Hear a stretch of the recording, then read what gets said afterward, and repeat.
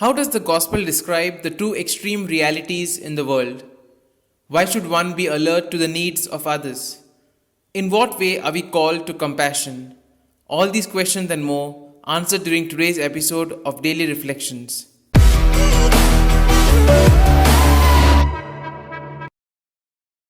Every time that Jesus has something important to communicate, he creates a story and tells a parable.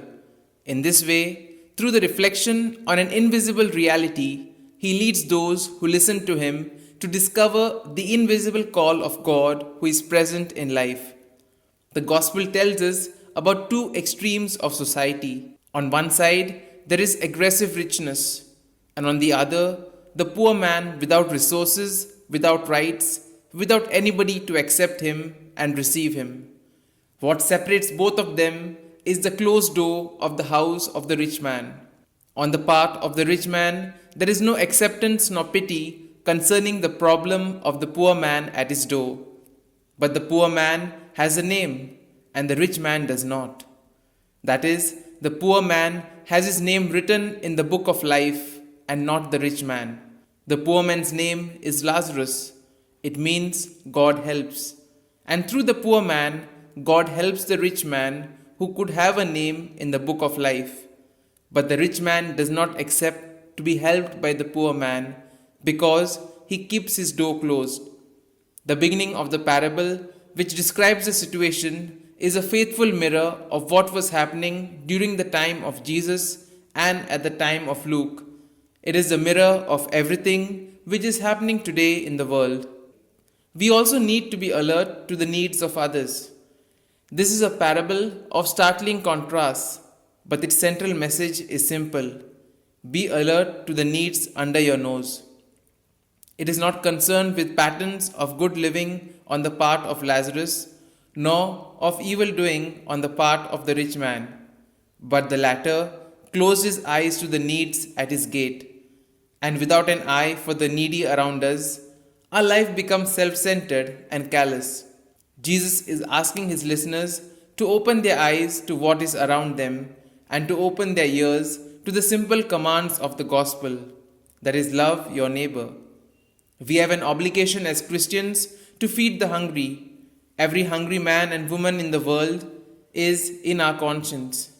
While we did not create the problem, we need to be part of the solution.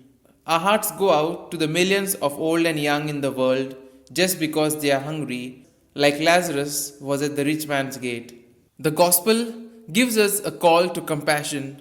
This parable is addressed to the religious leaders of the time, but it applies to each of us, especially those who have been blessed with privilege, money, talent, education, etc.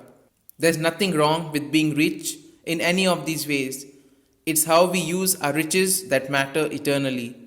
In the modern world, we all know Lazarus and his millions of companions. The hungry, deprived, dispossessed, exploited are lying at the gates in the first world. We are uncomfortably aware of them and their needs. Like the rich man in the parable, we have no excuse. The rich think of the poor as their servants.